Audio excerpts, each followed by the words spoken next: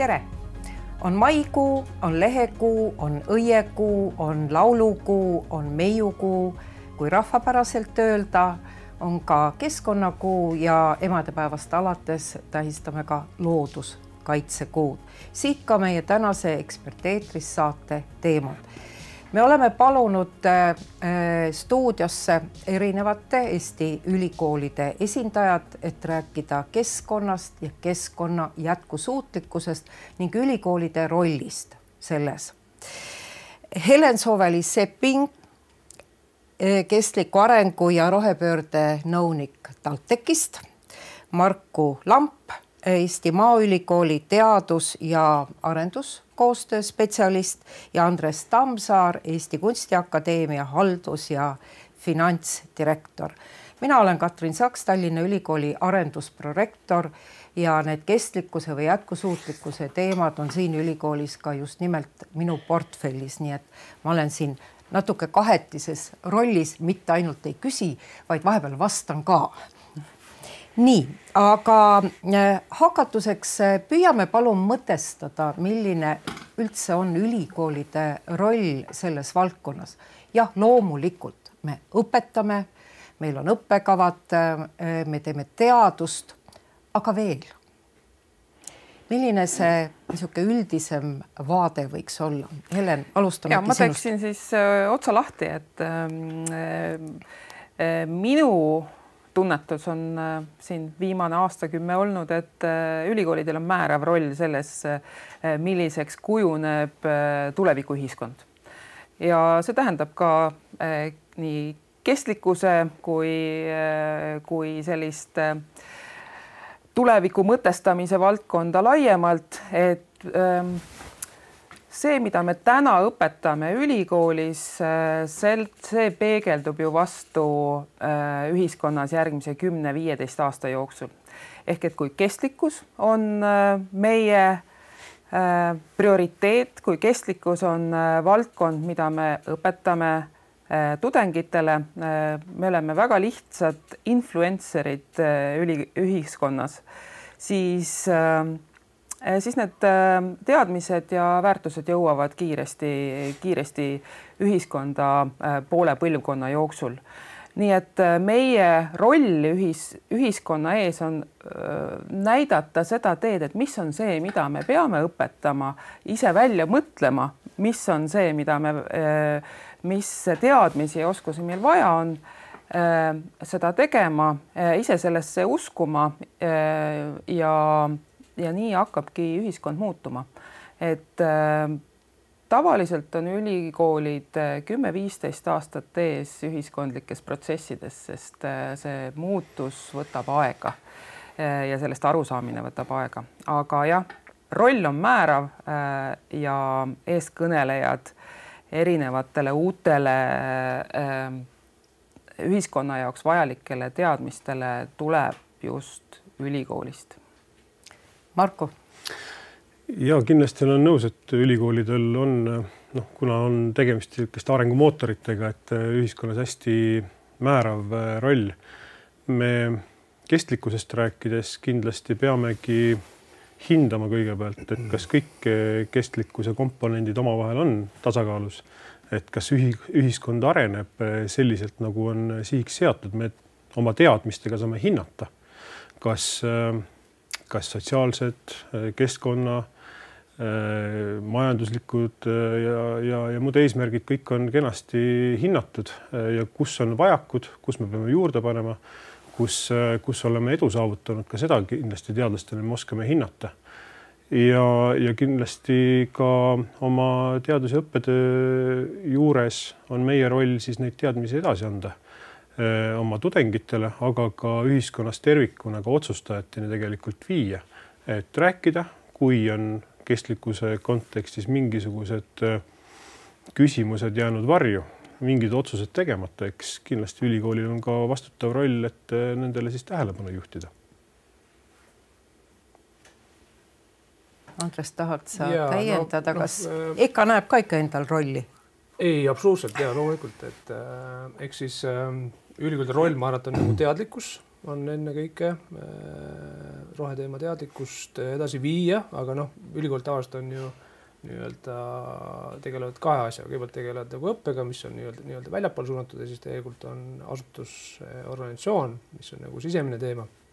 Et tegelikult on vaja ka teadlikkust nendes asutustes seespool tõsta, et see mõnikord tundub, et on ka nagu vajak, et ja isegi nii-öelda keskselt juhtimistasandilt vaadates tegelikult me ei tea tegelikult isegi, mis nagu õppekavades toimub, et see õppekavade arendus toimub pidevalt ja seal on pidevalt nagu kestlikkuse teemasid tuleb juurde, et ja seda tegelikult isegi nii-öelda juhtkond võib-olla mõnikord ei tea, et toimub pidev tegevus sellest. Kuulge, aga rääkides pidevast tegevusest ja meie määratult suurest juhtivast rollist, et kas see, et nüüd justkui on nagu väike tagasilöök nendele teemadele ja öeldakse, et me oleme üle pingutanud, kas me oleme oma rolli halvasti täitnud, midagi tegemata jätnud?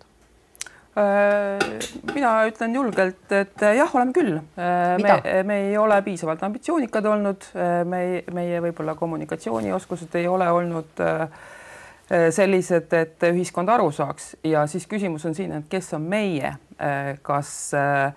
no me räägime praegu ülikoolidest. Kas meie Eesti ülikoolid, sest kui ma vaatan seda, mida teevad Euroopa ülikoolide assotsiatsioon, kelle jaoks on absoluutne prioriteet kestlikkus ja kestlikkuse juhtimise kompetentsid, need teemad on kõikides ülikoolides prioriteedina laua peal.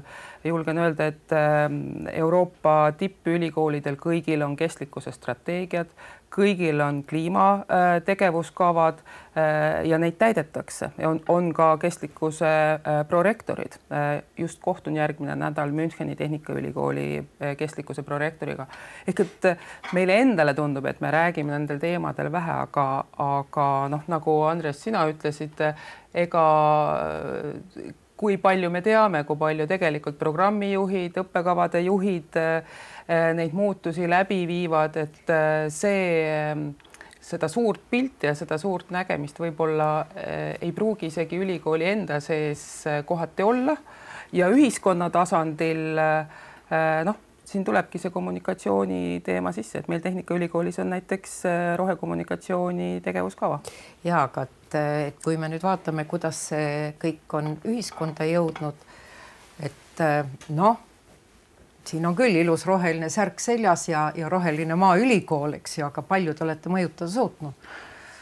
Meil on selles mõttes nagu otsene puutumus, kuna maaülikool teeb teadust ja õpet sellises valdkonnas, mis on rohe ja biomajandus põhimõtteliselt, eks, et ja tänapäeval ka nimetame seda ringseks biomajanduseks, sest et me uurime seda, mis meil endal siin kodus on võimalik kasvatada, taastuv ressurss. Me teeme seda võimalikult targalt, võtame selle kasutusse selliselt ja uurime, kuidas seda saaks kasutada selliselt, et maksimaalselt seda koha peal väärindada, kõik ära kasutada, mis võimalik, vähem saastada, jäätmeid tekiks ja kui üks toode on oma eluea lõpetanud, siis otsime võimalusi ka seda siis ringselt uuesti kasutusele tuua. Et selles mõttes maaülikooli jaoks ei ole see nii-öelda kõrvaltegevus, vaid et ongi põhimõtteliselt integreeritud kogu meie teadus- ja õppetöösse ja meie igapäevastesse otsustesse, nii et tahaks uskuda küll, et särgi roheline värv ei ole siin juhuslik. Ega see on vist natuke keerulisem see integreerimine kõikidesse õppekavadesse või? Ei, pigem ei ole. Ma ütlen, et võib-olla EKA on nagu väike ülikool on ja et seal võib-olla see õppeprogrammi arendus on nagu lihtsam ja sinna nagu imbuvad need kestlikkuse teemad nagu lihtsamini.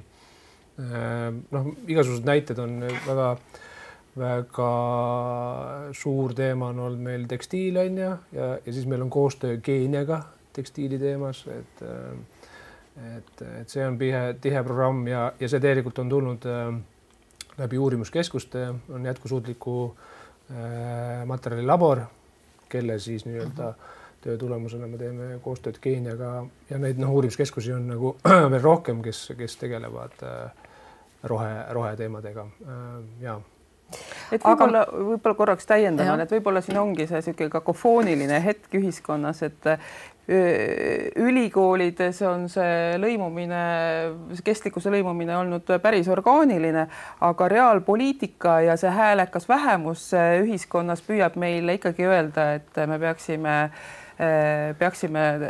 sellisest looduse ja kestlikkuse peale mõtlemisest tagasi tõmbuma, et ei tasuks seda meie pikka plaani ja igapäeva selliseid poliitilisi sündmusi ja kähmlusi võib-olla ajada segamini. See on pikk plaan ja me ei pea üldse muretsema. Võib-olla selle täienduseks veel lihtsalt juurde ka, et ega me teinekord oma debattides läheme natukene nagu ühekülgseks, eks, et säästev areng tegelikult eeldabki, et ühiskonda tervikuna kaasavalt tehakse neid muudatusi ja kõik peavad seda ühtemoodi mõistma. Et see looduskasutus on üks osa sellest säästlikkuse nagu printsiipides, aga tegelikult on ju eesmärgid ka ühiskonna heaolu kasv, näiteks haridus, võrdõiguslikkus, kõik muu taaline, et me teinekord keskendume nagu ühele aspektile, aga püüame vaadata nagu tervikult ja teadlaskonna kindlasti ülesanne on ka seda teha, et seda suurt pilti näidata. Ja ühe näitena me siin proovisime need samad ÜRO säästva arengu eesmärgid, eks ju, 17 tükki palusimegi sõnastada ülikooli erinevatel teadlastel. Need videod on Tallinna Ülikooli koduleheküljel väljas, eks ju, just erinevad valdkondad, et mida see selles valdkonnas võiks tähendada. Üks katse seda kõike kommunikeerida, eks ju. Aga et sellest rollist rääkimine oleks veelgi konkreetsem ja arusaadavam ka niisugune laiemale avalikkusele, et räägime konkreetsetest projektidest. Siin Andres juba tõi selle Keenia ja tekstiili näite. Meil kõikidel on selliseid huvitavaid konkreetseid projekte, mis ei ole võib-olla otseselt õppetöö ja teadustöö, aga on niisugune meie laiem panus ühiskonnale. Ma ühe näitena võin kohe tuua. Praegu on Tartu Loodusmuuseumis väljas kliimanäitus, mis on valminud ühistööna Tallinna Ülikooli, Tartu Ülikooli ja Oslo ülikooli vahel ja ma saan aru, ei ole kahjuks veel jõudnud vaatama, aga et see on põhiliselt suunatud ikkagi noortele ja seal on õppeprogramm käib sinna juurde, eks õpetajad saavad sinna klassidega minna, et tõepoolest neid kliimaga seotud probleeme tutvustada. See on üks näide. Teie näited? Ja kindlasti alustame sellest, et Maaülikoolis aastast 2008 on siis sellise rohelise ülikooli eestvõtmine algatatud koostöös tegelikult üliõpilaste enda ja siis ka ülikooli töötajate poolt, et liikuda samm-sammu haaval oma õppetegevuse teadustööga ja tegelikult ka meie nagu linnakus lähenemale sellele, et säästva arengu eesmärke paremini täita ja mõtestada. Tõsi, vahepeal on ta olnud nagu pausil, nüüd on jälle hoogsamalt ellu läinud. Kindlasti ülikool ise näitab ju eeskuju, eks, et püüame siis kogukondi kaasavalt esiteks hinnata oma jalajälge, mida meie õppeteadustöö kaasa toob läbi tarbimise. Kõik me vajame sooja toas elektrit, et õpilased näeksid lugeda. Kindlasti seda mõõdame ja avaldame oma koduleheküljel neid andmeid ja siis ka oleme ise targemad ja püüame vähemaks oma jalajälge saada. Kindlasti jäätmekäitluskorda, kogukonna aiad ülikooli campuses, rahvusvahelised säästva arengu eesmärke täitvate ülikoolide võrgustikus osalemine ja parimate praktikate vahendamine ja nii edasi, et igal tasemel püüame midagi teha ja näidata ja kogukonda ja õpilaskonda kaasavalt kindlasti siis juurutada neid põhimõtteid. Tehnikaülikool on alustanud oma roheteekonda, et kui me räägime nüüd siis on looduskaitsekuu ja räägime siis keskkonnahoiust, siis see teekond on alanud arengukava tasemel ehk siis sellise strateegilise juhtimise tasemel, kus üheks strateegiliseks eesmärgiks on Tehnikaülikool seadnud saada kliimaneutraalseks aastaks 2035. Ja selle eesmärgiga seoses on ülikoolil koostatud üle 50 teadlase koostöös kliimaneutraalsuse teekaart ehk siis kliimaneutraalse ülikooli teekaart, kuidas me sinna võiksime jõuda või kuidas me võiksime pürgida kliimaneutraalsuse poole. Teine suur strateegiline dokument, mille meie enda ülikooli nõukogu algatas, oli rohestrateegia, mis on ka selline lisadokument arengukava juurde, mis vaatab meie kõiki valdkondi, organisatsiooni valdkondi läbivalt, kuidas me organisatsiooni siseselt kestlikumaks võiksime saada. Ja me oleme alustanud ühelt poolt siis nende erinevate dokumentide koostamiseks, mis annab nagu aluse muuta meie tegevusi ja juhtimisprotsesse kestlikumaks. Et kui meil on need põhimõtted kirjas, me oleme need läbi rääkinud ülikoolis kaasavalt siis ja need on enam-vähem arusaadavad kõigile, et siis järgmised sammud on see, et kuhu ja kuidas me investeerima hakkame nii, et meie jalajälg väheneks, et seal on väga suured väljakutsed, nii nagu kõikidel ülikoolidel, kuna me kõik omame kinnisvara, siis tähendab see seda, et kuidas seda kinnisvara muuta siis kestlikumaks, teades, et on elektrisüsteemid amortiseerunud, on kütte amortiseerunud, väga keeruline on tänapäevaste elektrijuhtimissüsteemidega üldse midagi ülikoolis teha ja palju on näiteks elektrikadu, et see kõik nõuab suuri investeeringuid, mida täna ülikoolil on keeruline leida. See on väga oluline teema, aga räägib siis natuke ka, millised on meie saavutused. TalTech on mõned aastad teinud vastavat raportit ja ma pean tunnistama, et tänu TalTechile, kus töötati välja kõrgkooli jaoks väga sobiv metoodika, me oleme sedasama hübriidmetoodikat ka siin rakendanud ja meie saame omavahel ka väga hästi võrrelda.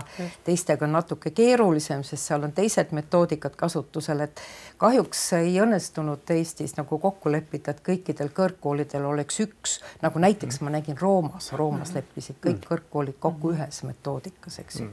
Ja on ka võrreldav, aga ma arvan, et oluline on ka iseendaga võrrelda ja iga järgmine aasta pisut paremini toimetada, aga et oma eeskuju andvast rollist rääkides ma nüüd küsiksingi teie käest, et kuidas te olete toimetanud? Kuidas te hindate seda? Ja, aga ma räägin siis, mis Eesti Kunstiakadeemias on toimunud sügaval COVID-i aeg, mis tegelikult hakkas roheteema pihta. Ja nüüd siis on juba nii-öelda 5 aasta ja selle jooksul siis on tehtud minu arust päris huvitavaid asju, on olnud, me nimetame seda Roheka saatesari, kus te ise ka olete külas käinud, et see oli nagu niisugune uus ja põnev, ehk siis see oli see teadlikkuse kasvu teema, et ülikooli sisse püüdsime seda nagu kommunikeerida. Siis 23. aastal saime rohekontori sertifikaadi, mis vist on ainuke ülikoolide poolt on ja sest, et teised ei valinud teatud põhjustel erinevatel, et selle üle oleme nagu uhked ja rahul täielikult, et see on konkreetne asi, see on konkreetne tegevuskava, iga aasta vaadatakse tegevuskava üle ja siis tegelikult seda CO2 jalajälge oleme ka juba arvutanud ligemale 3 aastat vist või 4 aastat, et selles osas me oleme ka üks tublimaid, selle jaoks on meil eraldi inimene tööl, kes tegelikult igapäevaselt tegeleb faktorite ja muude metoodika teemadega ja siis nüüd võib ka öelda, et aastal siis 24 versus aasta 22 EKA on suutnud oma kasvuhoone jalajälge siis vähendada 36%, et see on nagu päris palju, aga selle sees tegelikult on nii-öelda eelmine rektor ütles, et see on nagu minu mingisugune trikk on ju, et lihtsalt läksime roheelektrile üle 23. aasta lõpus, ehk siis see tähendas seda, et 24. aasta tegelikult oli sellest oli heide 0. Teiselt poolt reisi siis teema on ju, ehk siis Erasmuse õpiränne ja ka töötajate nii-öelda õpiränne on sinna jällegi teistpidi panustanud plussiga, ehk siis tegelikult aastases võtmes 20% kasvas see teema, et ühelt poolt nagu elektrist võitsime, teiselt poolt reisime rohkem.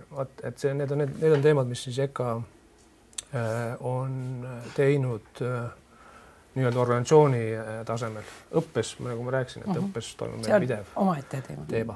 Kuidas Maaülikooliga on? Kuidas te organisatsioonina toimite?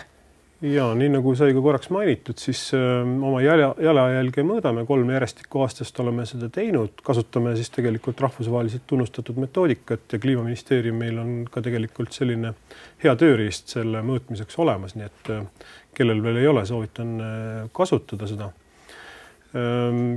Nii nagu teistelgi meie jalajäljest suurem osa moodustab energia tarbimine, et meie oleme alustanud hoonete energiatõhusamaks muutmisega seal, kus võimalik.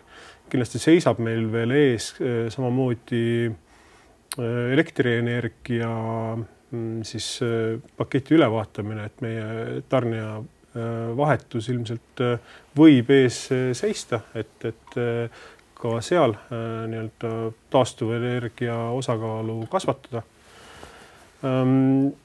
Siis kindlasti, mis meie pluss on see, et meil on ka tegelikult ülikooli bilansis üle 10 000 hektari maid, metsamaad, märgalasid, kus me teeme oma õppe- ja teadustööd ja majandame metsa, paneme uued taimed kasvama, mida ise kasvatame, hooldame ja varume ka puitu metsast, millega tegelikult siis toome turule taastuvat materjali, et teha siis kestvaid tooteid, kuhu süsinik on pikaks ajaks lukustanud. Ja meie nagu energeetikud, insenerid töötavad välja lahendusi, mis aitavad ka taastuvenergiat püüda. On see siis päiksest või tuulest ja püüame neid tarkusi ära kasutada ja tutvustada nii laialdaselt kui võimalik. Jah, need olukorrad on väga erinevad, et EKA-l ja meil oleks raske metsaga toimetada. Teil seal natuke on vist seal Mustamäe mände. No, mõned puud on, jah. Aga selles samas teemas on Maaülikooliga EKA võitleb Green Matrix teemas ja siis tänu sellele, et Maaülikoolil on palju metsa, siis EKA ei saa kunagi nagu Green Matrix selles reitingus sellisel tasemele. Et eks siin ongi näha seda metoodikate küsimust, et ülikoolid, kellel ei ole metsa, ei saa näidata süsiniku sidumist, aga võib-olla siit sõnajärje üle võttes, siis vast kõige suurem võit Tehnikaülikoolile endale on olnud see, et me oleme saanud andmed korda. Ilma korrastatud andmeteta on keeruline hakata jalajälge vähendama ja nii keeruline, kui see Mustamäe kampus on erinevatel etappidel ehitatuna, on täna meil selge, et olgugi, et meil õpetatakse energeetikat, siis me teame seda, et meil on kampuse peale 1 megavatt kadunud ja otsitakse seda kohta, et kus koha peal see on, ja see, ütleme, juba see teadmine viib meid palju lähemale sellele, kuidas me saame jalajälgi hakata vähendama. Haridusministeeriumil oli paar aastat väga hea toetussüsteem, kus me soetasime milles me kõik võitsime päikesepaneele. Et see oli kindlasti suureks abiks meile, et meil on nii mõnelgi hoonel päikesepaneelid ja need muidu need sellised rohesammud on sellised Oota, aga ikka õnnestub siis vähendada või ei? Sa rääkisid küll eesmärgist 2035, aga no, see on jällegi, see on ju metoodika küsimus, et meie näeme, et meie jalajälg on kasvanud ja miks meil on kasvanud, see on seetõttu, et meil on väga head projektiaastad. Nii kui on ülikoolil projektid, tähendab see rohkem hankeid, tähendab rohkem sõitmist ja see tähendab jalajälge. Nii et tegelikult see on selline nokk kinni, saba lahti olukord ja me ei saa seda jalajälge võttagi kui ühte asja, mida me peame vähendama, vaid me peame mõtlema, et nagu fookustama, et kus me nüüd vähendama hakkame. Loomulikult me teame seda, et meie hankekord tuleb muuta nüüd selliseks, et me saaksime osta pikema elueaga tooteid näiteks või et me saame liisida tooteid, et need on need kohad, kus me näeme, kus me saame jalajälge hakata vähendama. Aga jah, et kui on head meetmeaastad, nii nagu tänase Tehnikaülikoolil on, nii kohe jalajälg tõuseb. Ja no ma pean sind lohutama, et erinevalt sind kolleegidest ei ole meil ka summa summarum võrreldes baasaastaga õnnestunud vähendada, vaid ta on kasvanud. Mis on hea, on vähenenud energia tarbimine, need samad nutikad meetmed, mis tulid, mida me kõik oleme ilmselt kasutanud, et need investeeringud on ühest küljest aidanud, meid on aidanud ka see, et me väga kriitiliselt vaatasime üle oma hoonete kasutuse ja näiteks aastavahetusel või ka nädalavahetustel, eks ju, see temperatuuri ja ventilatsiooni reguleerimine, mida aitab meil ka R8 teha, eks ju, tehnoloogiafirma, et see on aidanud meil energiatarbimist vähendada, päikesepaneelid ka. Aga jah, kõik teenused, kuna on õnnestunud investeerida, siis ja pluss teenused pluss sõidud, eks. Me kõik tahame, et meie üliõpilased tegelikult kasutaksid rohkem mobiilsust, et meie õppejõud vaataksid maailmas ringi ja käiksid oma teadust propageerimas ja see kõik on seda tõstnud, ütleme, et 10% jah. On ikkagi tõusnud, kuigi energiatarbimine on vähenenud. Ja nüüd kui me tegimegi enda ülikooli teekaardi, siis see teekond on meil lahti mõtestatud stsenaariumitena, sest ülikool sooviks saada vähemalt paar tuhat tudengit juurde selleks, et meil oleks rohkem insenere. Aga iga tudeng on jalajälg ja seetõttu siis tulebki mõelda stsenaariumi põhiselt, et kuidas ja mis kohtades me seda jalajälge vähendada saame. Nii, aga me oleme rääkinud, kuidas me asutustena või organisatsioonidena toimime, seda, et me oleme integreerinud õppetöösse need teemad. Ülikoolide jaoks on järjest olulisem ka veel lisaks õppetööle teadusele ikkagi see laiem panus ühiskonnale ja need mõnes projektist me rääkisime, eks ju. Et on teil veel selliseid toredaid näiteid sellest valdkonnast, erinevatest projektidest, kus me oleme saanud kaasa aidata üldse selle teadlikkuse tõstmisele ja erinevatel viisidel siis panustanud? No kindlasti neid projekte on lugematu hulk, mis... Ja mõned toredad näited, et aga just nagu toidutootmine on ka meie valdkonna nagu osa, et siis võib-olla lihtsalt seda valdkonda ka sisse tuua, et me püüame seal ka tegelikult ju põllumajandus laiemalt järjest arendada neid meetodeid ja viise, kuidas nagu järjest täpsemad olla toidu kasvatamisel, et taimekaitsevahendeid võimalikult nagu täpsetes kogustes kasutada, võimalikult tarku lahendusi teha. Meil on robootika arendajad, kes on välja töötanud selliseid tarku lahendusi, ise sõitvaid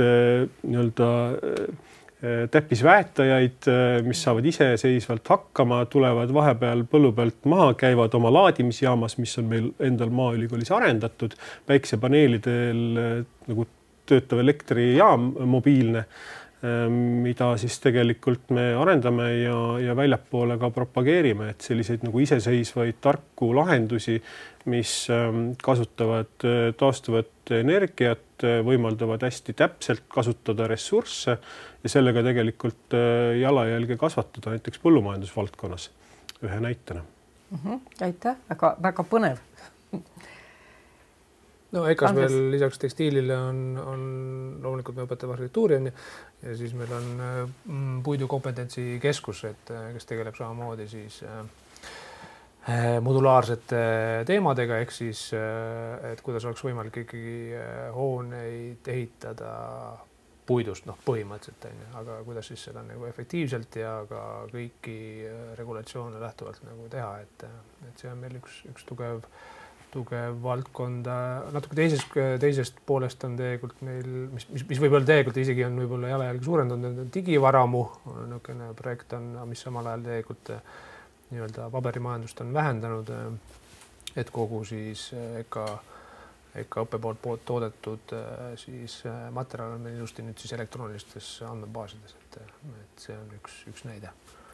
Nii, head kolleegid, meie tänase jutuajamise aeg on ümber. Ma tänan teid siia stuudiosse tulemast, soovin edu, ma tean ju väga hästi, et see on keeruline valdkond ja kiiret edu siin saavutada meil ilmselt ei õnnestu, seda tuleb ikkagi vaadata väga pika perspektiiviga ja päris lõpetuseks soovin ma teile seda imelist maikuud, kus me ilmselt tulenevalt sellest, et kõik õitseb ja rõkkab ja rohetab, tõepoolest keskkonnale rohkem tähelepanu ka pöörama. Aitäh teile!